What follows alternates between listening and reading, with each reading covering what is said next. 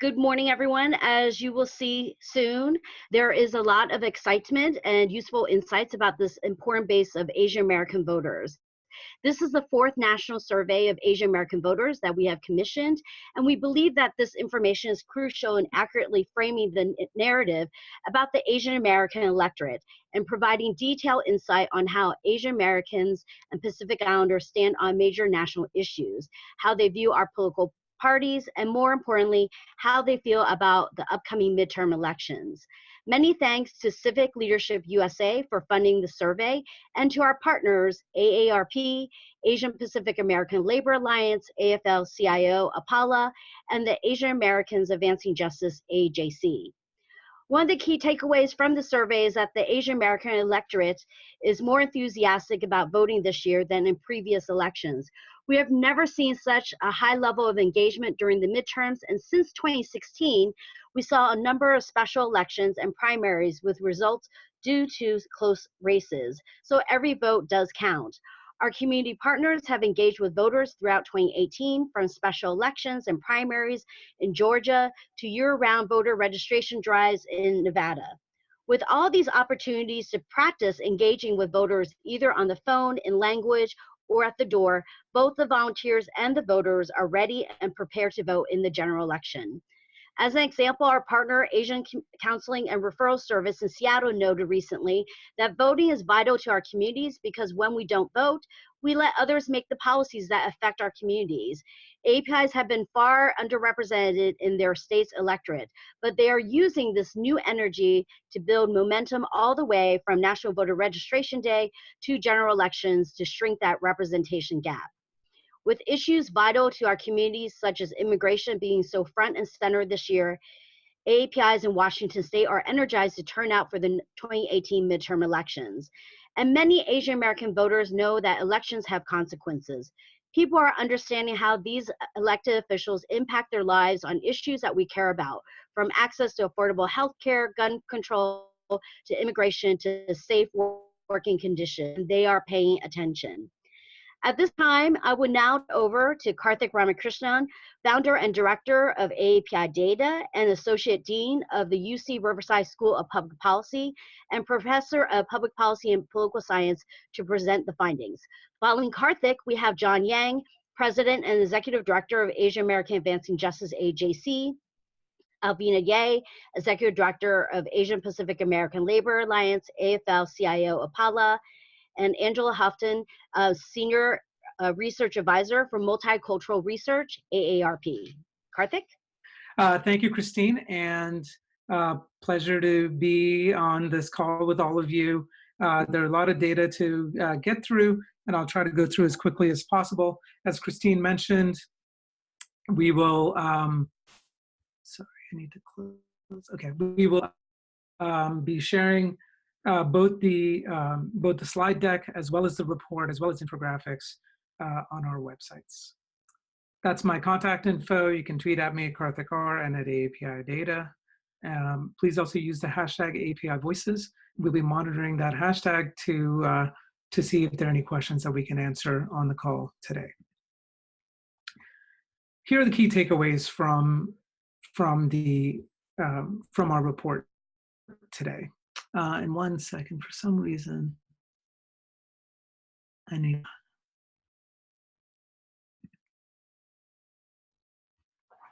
I'm sorry. For some reason, I have a part of the screen that's cutting off on the right, but hopefully I can read it. Some of the key takeaways are as follows. Voter enthusiasm is significantly higher in 2018 than in 2014. This is across the board among self-identified Democrats, Republicans, as well as independents. One interesting difference is that there was a greater net advantage in voter enthusiasm among Republican Asian Americans in 2014. That advantage seems to have disappeared. In fact, Democrats seem to have a greater net advantage in 2018 going into the midterms. Despite this greater enthusiasm, lack of party and candidate outreach remains a challenge, although this seems to have improved from 2018. Some of the key findings heading into the midterms, Trump and the Republican Party both have relatively high levels of disapproval among Asian American registered voters. The exceptions are among Filipino and Vietnamese voters who tend to have more favorable views of the Republican Party, and Vietnamese voters who have net approval of President Trump's job as president. We also find that Democrats hold an advantage in both the generic Senate ballot and in the generic House ballot. And when it comes to issues, on most issues, the Democratic Party has an advantage. That said, one of the most important issues for the Asian American electorate is jobs and the economy. And on that issue, Republicans have an advantage. When you will see the survey report and all the crosstabs that we share, there are issues like national security where Republicans also have an edge.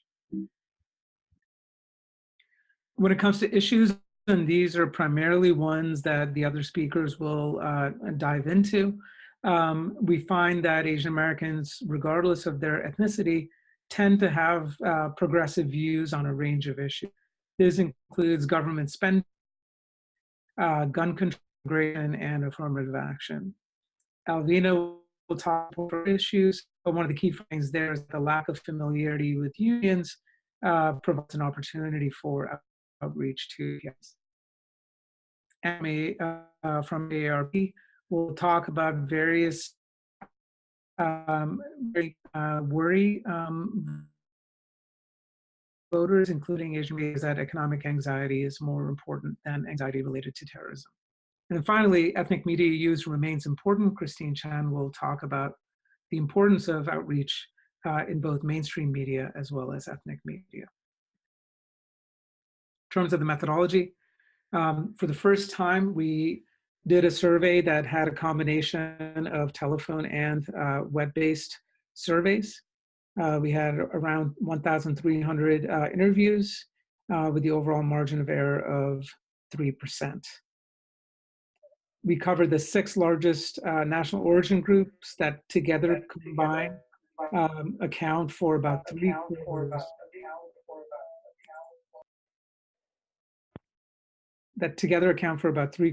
of the Asian American electorate. And the margin of error for each group there is 7%. The data are weighted by ethnicity and gender, state of residence, education, nativity, and age.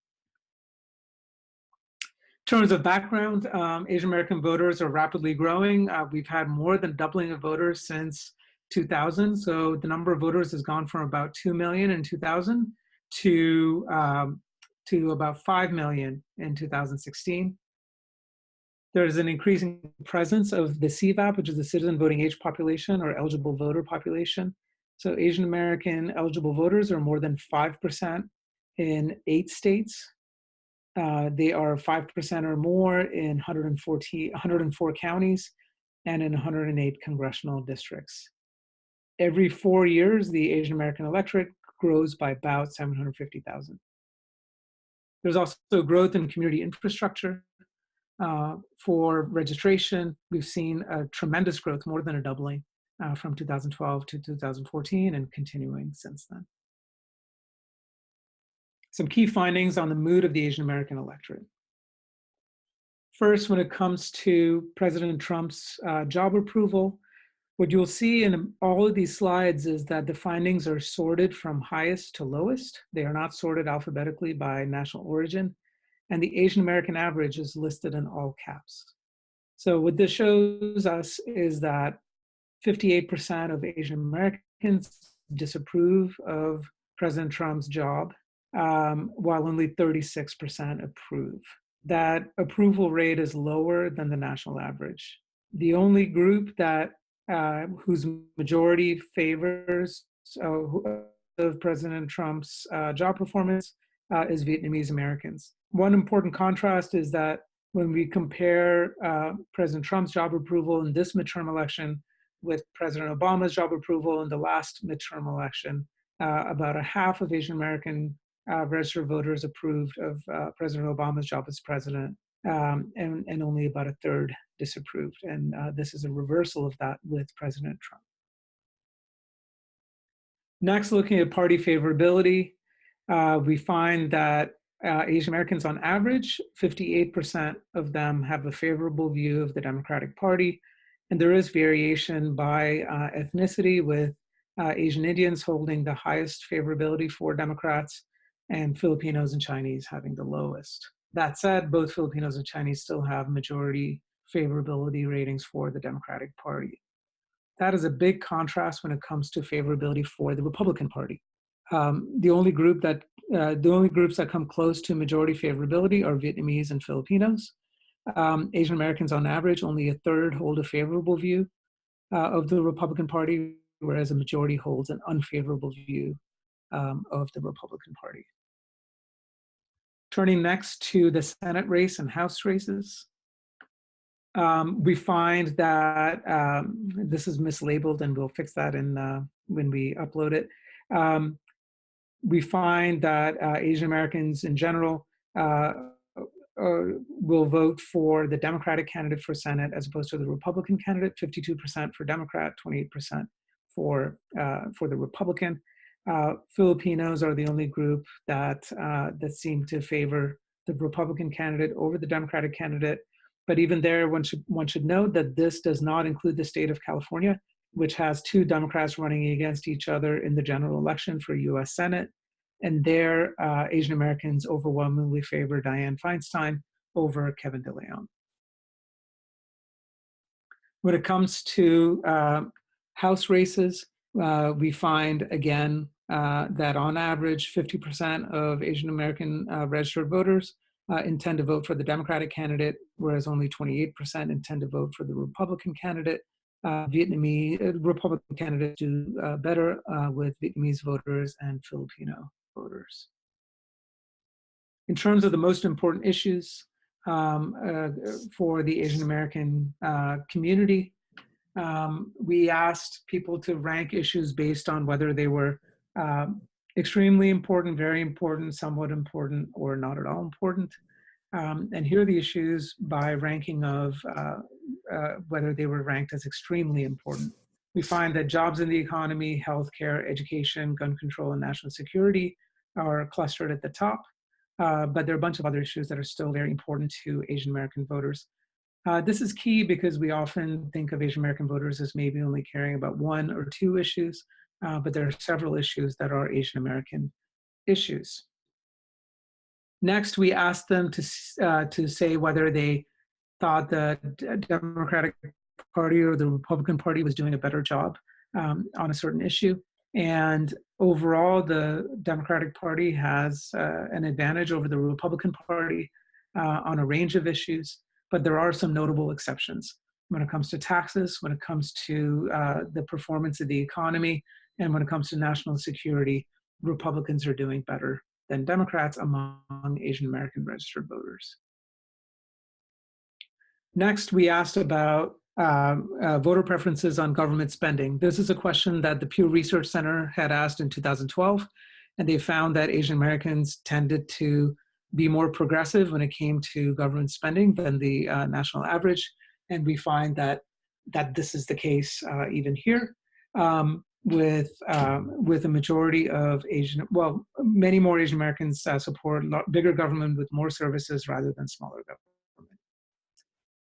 Asian Americans are also strong supporters of gun control, higher support than the national average, with support across the board, although there is some national origin variation.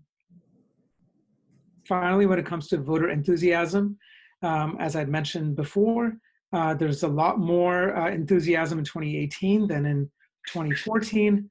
And in 2014, there was more net enthusiasm among Republican Asian Americans than Democrats. That is not the case this year. There's more net enthusiasm among Democrats than among Republicans. We see differences in voter enthusiasm across national origin groups, with Asian Indians and Japanese Americans showing the greatest levels of voter enthusiasm. We also see higher levels of political contact than we have seen in the past, with Democrats doing more political contact with Asian American voters than Republicans. Now I'll turn it over to John Yang, who is the President and Executive Director of Asian Americans Advancing Justice, AAJC. Great. Thank you very much, Karthik, and thank you, Christine, for both of you for hosting this webinar and really providing some very rich information that is contained within the survey. My name is John Yang. I am the President and Executive Director of Asian Americans Advancing Justice, AAJC. Our mission is to advance the civil and human rights for Asian Americans and to build and promote a fair and equitable society for all. Now, as an organization that fights for the rights of immigrants, both documented and undocumented, I was very encouraged by Asian Americans' voters' support for immigrants and their reaction to this administration's immigration policies and practices. As the data shows, Asian American voters show strong support for undocumented immigrants in having a pathway to citizenship. So if we could show the next slide. Thank you. You will see that across all ethnic groups, Asian Americans support a pathway to citizenship. 64% support a pathway to citizenship, whereas only 20% do not. So what we are seeing here is a 3-to-1 ratio in support of undocumented immigrants. Moreover, Asian Americans are clearly rejecting this administration's attacks on immigration and disapproval of its handling of undocumented immigrants.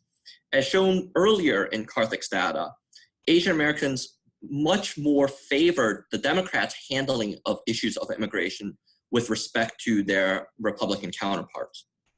Another issue that has been arising is with respect to healthcare and its intersection with respect to the immigration policies. So if we show the next slide, we'll see that with respect to this area, again, Asian Americans support expanding access to health insurance for all immigrants. Now note that this says all immigrants, regardless of their legal status. And here again, there is a 14-point differential between Asian Americans that agree that expanding health insurance is important for all immigrants, as opposed to 32% that disagree with this. On this area, you will see that there is some variation between different ethnicities with respect to their level of support. But certainly for the Asian American community as a whole, they certainly believe that with respect to healthcare access, this is an important issue. As many of you know, there is a new regulation that is coming out with respect to public charge that relates specifically to legal immigrants. So this only addresses all immigrants regardless of legal or undocumented. So one might surmise that with respect to an issue such as public charge, which addresses legal immigrants, the support among the Asian American community might trend even higher. I think this is important, all of this is important for the White House to take notice, because support for immigrants is consistent across all groups, including the Vietnamese group, which, as Karthik noted, is a little bit more supportive of Republicans overall. Another area that Asian Americans Advancing Justice, AAJC, was very interested in was with respect to the Asian American view of affirmative action. So if we look at the next slide, despite the model minority myth, many Asian American students still need affirmative action just to gain access to elite colleges or different college programs. Now, as shown by prior data, we've known that Asian Americans strongly support affirmative action, and this survey confirms that assertion.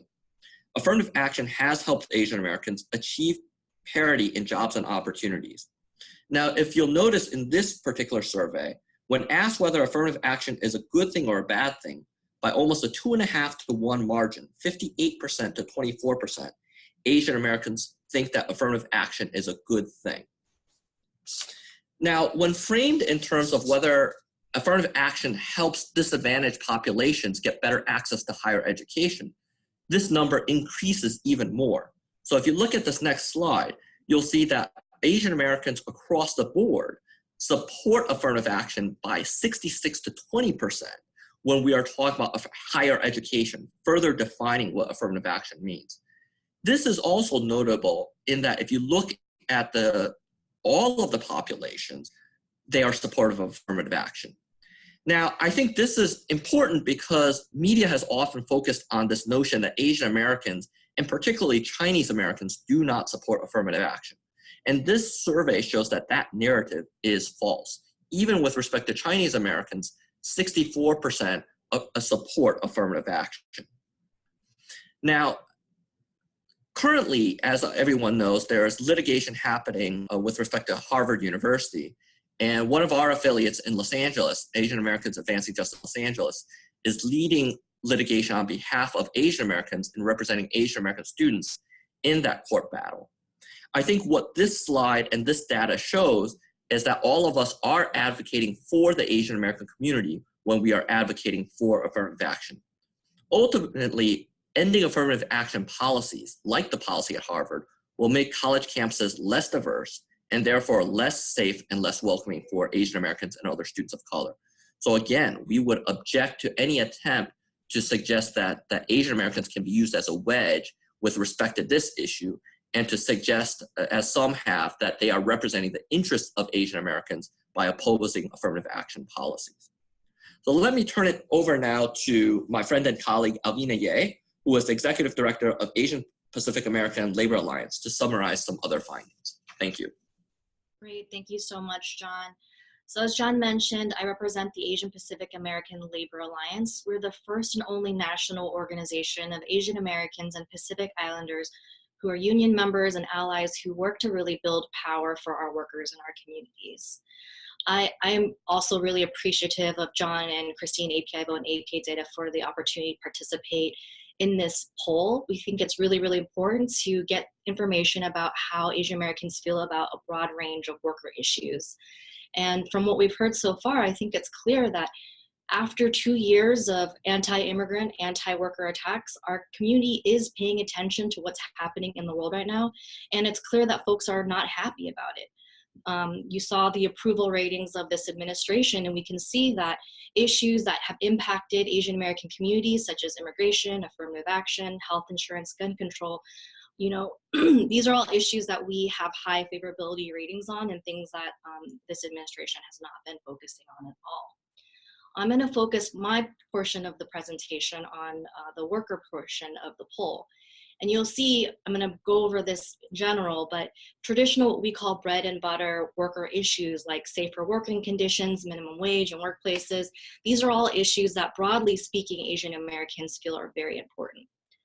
So all of these slides that we're looking at are in order of the issues that Asian Americans felt were most important. So the number one ranking of all these issues is working conditions. So we asked folks, how important is it that workers have safe working conditions?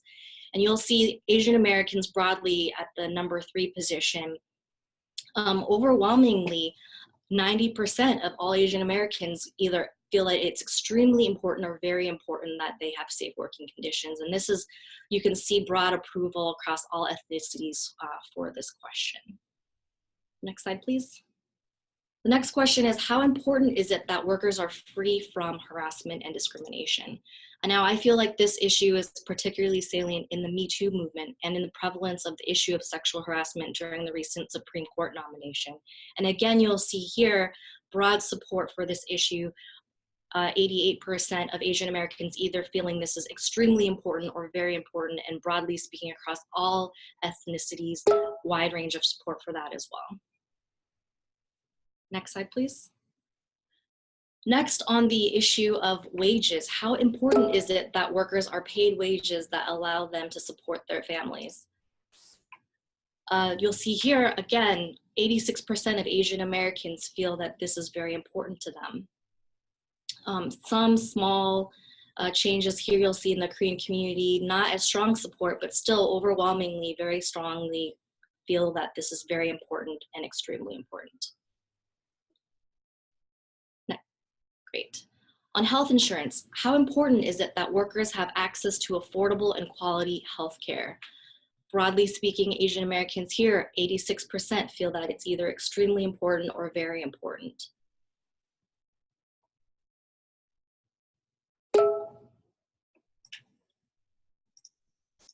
And next slide, please. Okay, on retirement, how important is it that workers can retire with dignity and financial security? Again, here we have 84% believing this is very extremely important or very important. And lastly, on education, how important is it that workers have access to affordable education and training? 80% of all Asian Americans believe that this is extremely important or very important, again, across all ethnicities, higher levels of support, over 80% across all ethnicities. So we wanted to make sure that we looked at these issues and got a sense of how Asian Americans and Asian American workers in particular feel about these wide range of issues. And we're happy to report that the majority of the Asian American community is supportive of a broad range of what we consider core labor issues or core worker issues. What is notable though, next slide. Next slide, please. Oh, there you go. When we talk about the familiarity with the role of labor unions, the familiarity is actually not very high at all, with only 14% of the Asian American population saying they're very familiar and 28% saying they're somewhat familiar. But I think there's an opportunity there for us to do a lot more engagement with our labor unions and with the community broadly to educate our community about the role of the labor union and the role of workers' rights and how we advocate for those issues. I know later on we'll talk a little bit more, and Christine mentioned a little bit before, about how, again, this survey shows that broadly speaking, Asian Americans reported not having been contacted by parties or community organizations. And here I think there's an opportunity for us to do more organizing within our community. Next, I'm going to turn it over to Angela Houghton, who's a Senior Research Advisor at AARP. Thank you, Alvina. Yes, so my name is Angela Houghton. I'm with AARP, and as others have said, we are so grateful to be able to have been part of this survey. We support the collection of public opinion data for Asian Americans, and we really want to make sure that in this election cycle, the opinions of older AAPI voters are also continuing to be heard and elevated, because we've seen in some of the more visible ways that current registered voters can engage civically with activism, such as being very active on social media or talking to friends and family or attending protests or rallies, that tends to be higher among younger voters. But older voters, age 50 and older, are remain the most likely to have, with certainty, say they will be showing up on election day to cast their ballot. And they are the most likely to have participated in primaries and to be certain they will be voting for their member of Congress and in local and state elections. And also we see really higher levels of enthusiasm for participating in this midterm, because even though older voters are the most likely and reliable to show up at the polls, we always see in midterms that there is a fall off even with older voters, but this time around for AAPI voters in this survey, we saw really high levels of enthusiasm, as Karthik mentioned earlier, also being true for 55 plus and 65 plus voters. So with that, we wanted to take a look at what are some of the issues that really may be motivating them personally. So we saw earlier some of the data about the most important issues. The next few questions will be about the things that they worry about for themselves. So these are some of more of the kitchen table economics and what extent voters are feeling anxiety about these things. So this first question is actually, how much do you worry about how divided America and Americans have become? And this is something we've seen in a lot of polling work that we've done, that this is really a high level of concern for all American voters, and true here for Asian American voters as well.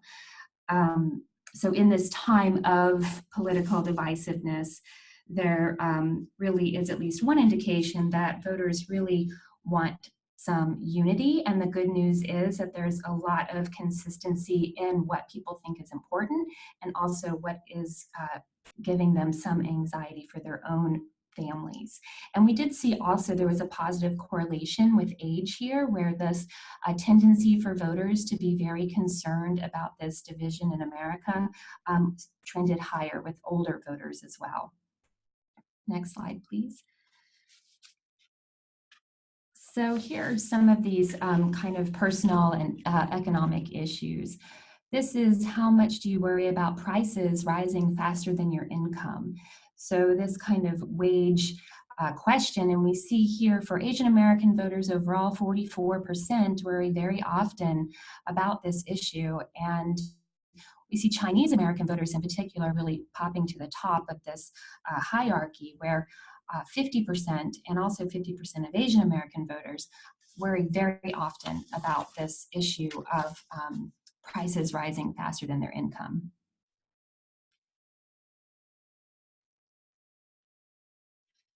here we asked about how often do you worry about not being able to afford healthcare that you need. So on this issue of healthcare affordability, again, Chinese Americans being very strong on this, with 52% worrying very often. So here we see a lot of these economic issues really coming up strong for Chinese Americans, and also Japanese Americans showing very elevated levels of worry on this issue of healthcare affordability.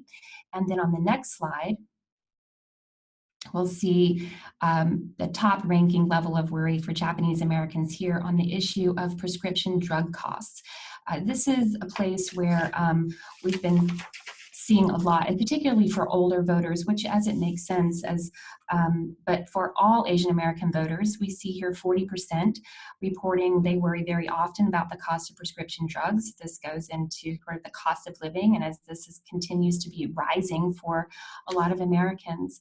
And it goes as high as 52% for Asian American voters over the age of 65. Next slide, please. Here we're asking them a different version of the retirement security question that Alvina presented. This is, how often do you worry about not being able to retire when you want to because of financial reasons? As expected, this tends to go up for people who are closest to retirement age in that 50 to 64 age bracket. But even for Asian American voters of all ages, 38% saying yes, they worry about this, and another 18% saying somewhat often this is a concern.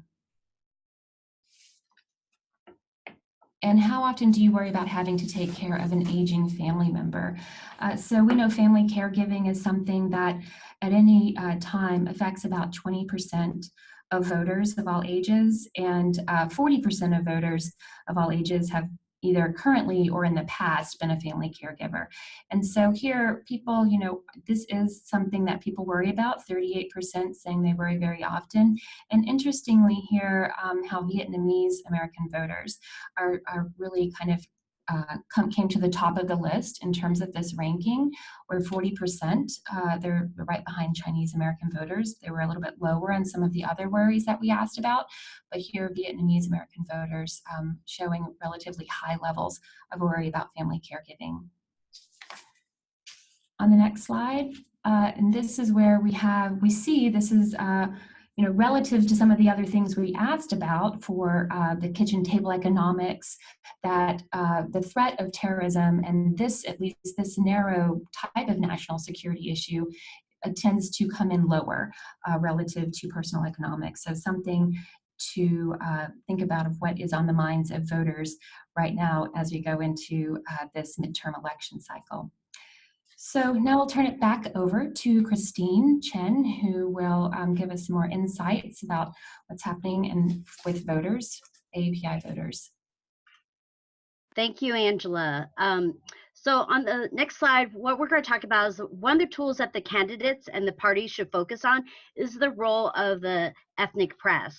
Here we ask the Asian American voters that were surveyed, where do they go for their source of news from politics? As you can see, television and internet social media remains top 2 in terms of where they go for their news on politics. In the next slide, we have focusing on television, because we know in the various ethnic communities, there's different infrastructures in terms of ethnic press, whether it's television, internet, news, or radio.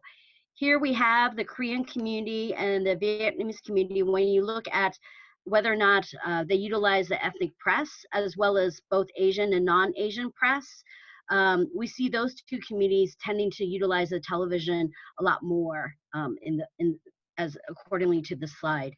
For the internet, here we have is the Korean community and Vietnamese community utilizing both features, as well as solely for the Chinese and Korean community relying on the internet. In terms of newspapers, this is where we actually see a larger percentage of the community relying on ethnic press, especially in the Korean and Vietnamese, where you will also see a larger number of limited English proficient communities. So with that, I really wanted to point out the role of the newspapers, especially in those populations. And then lastly, we also have a slide in regards to radio outreach, especially with the Chinese, Korean, and Vietnamese populations and their utilization of it solely, as well as both with Asian and non-Asian.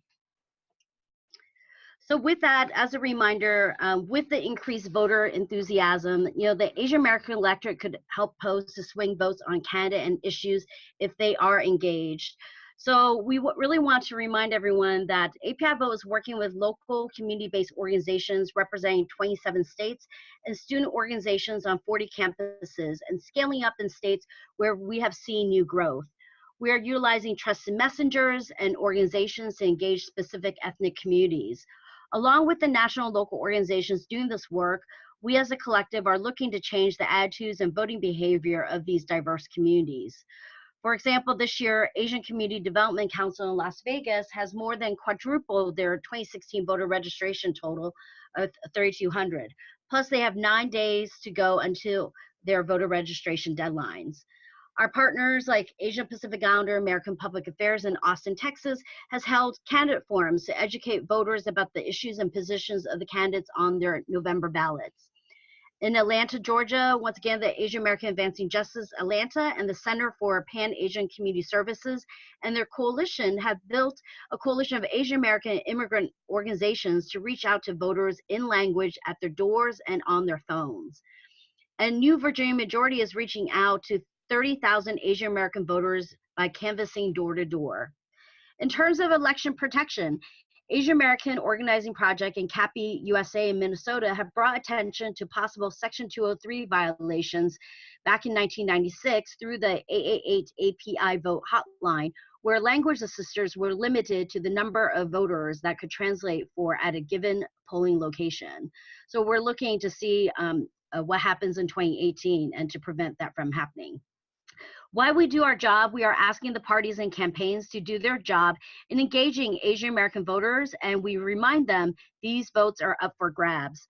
By connecting with Asian voters on a consistent basis and addressing and voting on issues that support their values, there is an opportunity to transform that 44% who do not feel close to either party. We ask all of you on this call to share this information and use this information for community leaders. Use this to start a conversation with local media, campaign, and parties. And for the media on this call, this data and analysis of trends is available on our websites. And please reach out if you have any questions. Together, let's elevate Asian American voices in 2018. At this time, I'd like to go ahead and toss it back to Joy for the Q&A portion. Great, thanks, Christine. I just want to remind everyone, if you have questions, to please go ahead and type them out in the chat box so we can answer them. So the first question I think is going to be for Karthik. We have a couple questions on the chat about the breakdown. Specifically, people are wondering about the breakdown between first and second generation differences, as well as differences between ethnic backgrounds as well as sexual orientation.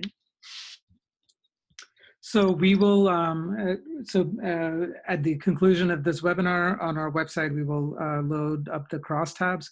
We have crosstabs by ethnicity, by gender, by nativity, and by party ID. We don't have large enough sample size to be able to break it down by sexual orientation.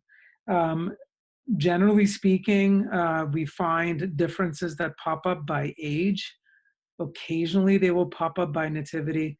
Gender differences, by and large, are not statistically significant for most of the findings that we have. But we will have those on our website under apidata.com/surveys. We will have the slide deck, the report, a ton of infographics that people can share, but also crosstabs along these various dimensions. Great, and another question on the survey is if the survey was in English or in multiple languages. The survey was done in Mandarin, Cantonese, Korean, and Vietnamese. Those are the Among the 6 largest groups, the populations that have the highest language needs or limited English proficiency. For cost reasons, ideally, we would love to, the National Asian American Survey, which I direct, which has a much larger budget and takes a lot more time and preparation to pull together. We're able to cover other Asian American groups with more language support. We're also able to cover Pacific Islanders. This is an expensive type of endeavor, and we're hopeful that more and more organizations, including political organizations, but also media organizations who have the resources to support this kind of work, will do this work independently of the work that API data does. Great. And so I think someone on some of the earlier slides, there were some questions about if you can identify what the differences were for Vietnamese and Filipino Americans who had different sentiments than a lot of the other Asian American ethnic groups. So I'll say something, and others on the call, please feel free to weigh in as well. What is interesting with the Vietnamese American population is under the Obama administration, they seem to be drifting in a more progressive direction when it came to their vote choice. What is interesting about the Vietnamese American community is that even though they traditionally have been strongly identified with the Republican Party, we saw some weakening of those ties under the Obama administration. But even given their prior Republican Party affiliation, they were nevertheless pro-government in terms of government spending, in support of the Affordable Care Act, in support of universal health care, and several other issues. It seems that having a Republican in the White House is changing some of those dynamics. The big question is, are they changing it at a deep level or at a superficial level? So Vietnamese Americans, for example, approve of President Trump's job performance, but they still hold views that seem to support a more progressive issue agenda. So we don't have enough in our survey to know whether if it's something like national security or abortion or some other issue that's anchoring them there in terms of Trump's job approval. But that's the Vietnamese community. With the Filipino community, we have seen over the years an ambivalence with respect to the parties and elements of both Democratic Party support and Republican Party support. And so those two communities, given their past history, given the importance of Catholicism in both of those communities, and issues like abortion, those all could be factors that are playing a role. Great. Does anyone, do any of our panelists have anything to add?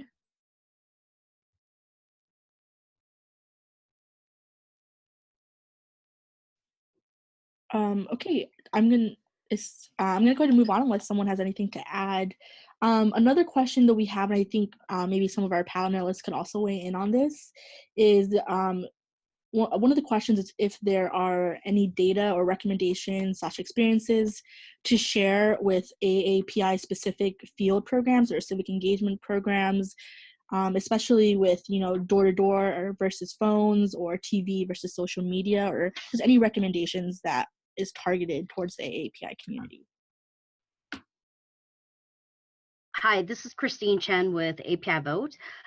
So studies across the board, regardless if you're Asian or as well as other communities, is that direct contact, which means canvassing, has and engaging with a voter directly is the most effective way to actually engage them.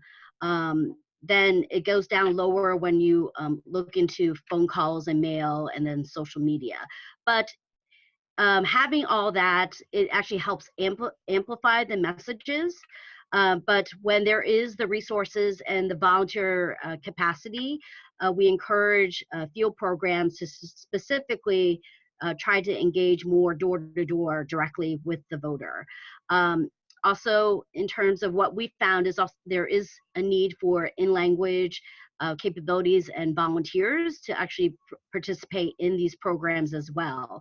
For example, whenever API Vote with our local partners send out our mailer, we see an increase of calls coming into our 888 API Vote hotline in language, with individuals asking even general questions about early voting or who's actually on their ballot and how can they find more information. We also get requests for, is there information in language about the candidates? And unfortunately, a large majority of the campaigns have not necessarily provided that, those type of resources yet. Hi, this is Albina from Apala. I want to just echo and double stamp everything Christine said. In addition to that, I think it's important that community groups on the ground continue to do this work after the election. It's based on a model we called integrated voter engagement, whereupon our organizations are the trusted messengers for our communities. We're the ones that are engaging them year round around all the issues that they care about, so that when it comes down to voter registration, getting out to the polls, this is something that is not a hard lift because we already have the relationships with communities. So if there is anything I would also just add on is just to make sure that you're continuing to do that work and engaging communities post-election as well. And with the census and redistricting around the corner, there are plenty of other opportunities to continue doing this work.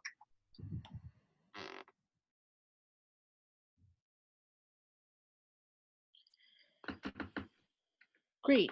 If none of our panelists have anything else to add, we're going to move on to another question. I think this is for Karthik in regards to the data. Someone was wondering if there was a difference between, if there's a difference between first-generation immigrants from mainland China and the rest of Chinese Americans. That's something that we need to dig into. When it comes to cuts within ethnicity, say by gender and by nativity, the sample sizes get smaller. But that is on some of the, if the differences are large enough, even with smaller sample sizes, we should be able to see if they're statistically significant. So that's something that that's a great idea, and we'll further analyze the data and issue anything that we find in blog posts on this topic. Great. I think one of the things that we noticed in the earlier slides was that national security and terrorism was a big concern for Asian American voters. And someone was just wondering if you had any insight on why that was such a big topic.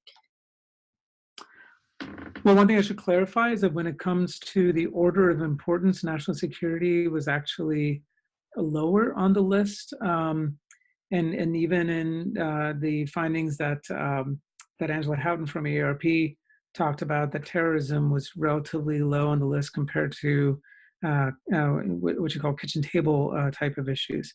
So it doesn't seem to be as important as it might have been in the past.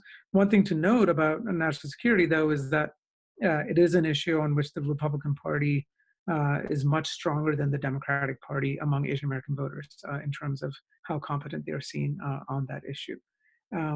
But I do want to clarify that when compared to other issues, national security is relatively low on the list, especially when you compare to the economy, healthcare, education.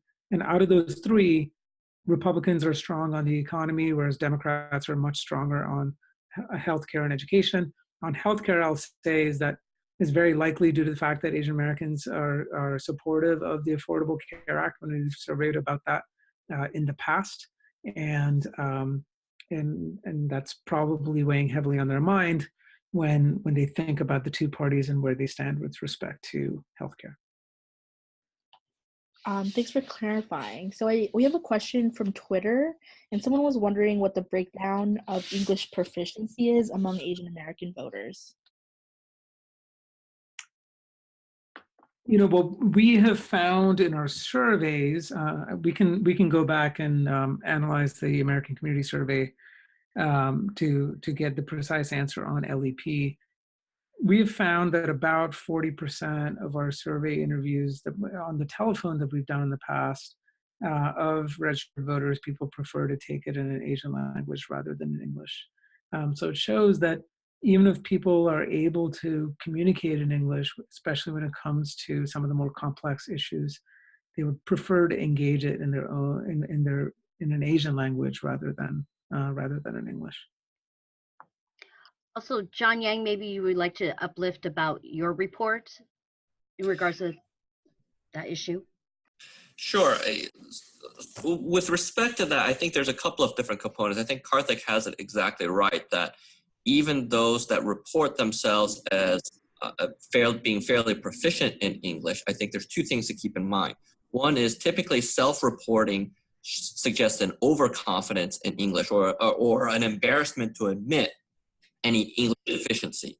But then number two is when you're talking about someone that is highly English proficient, that is sort of the touchstone for which you do not need language assistance with respect to the ballot box. So there as well, I think we need to break it down in two segments. One is in terms of the different languages involved, and Karthik is right. Based on American Community Survey data, we could provide some further detail into that. But then two is that we really have to look at geographies, because there are certain geographies for which there's a much greater need for dual language ballot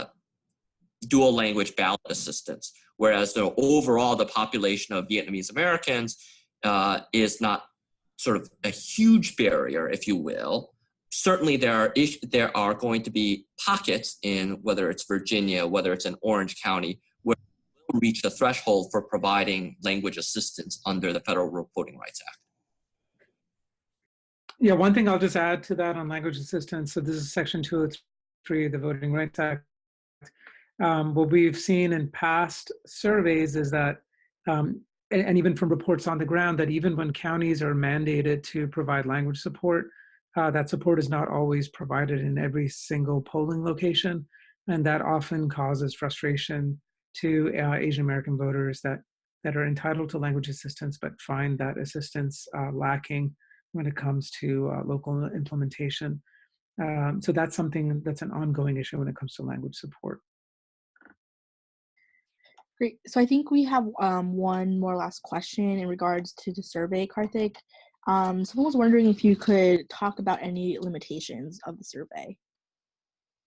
Sure thing. Yeah, I mean, I think when it comes to survey research, especially the 2016 election, even though I think survey researchers will say they accurately predicted what the popular vote would be, there is still a fair amount of uncertainty and limitations to the kinds of surveys that were done in various states.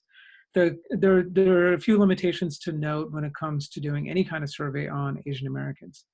One is the way that we choose the sample is we look at lists of registered voters and we make a very informed guess as to whether the respondent is Asian or not.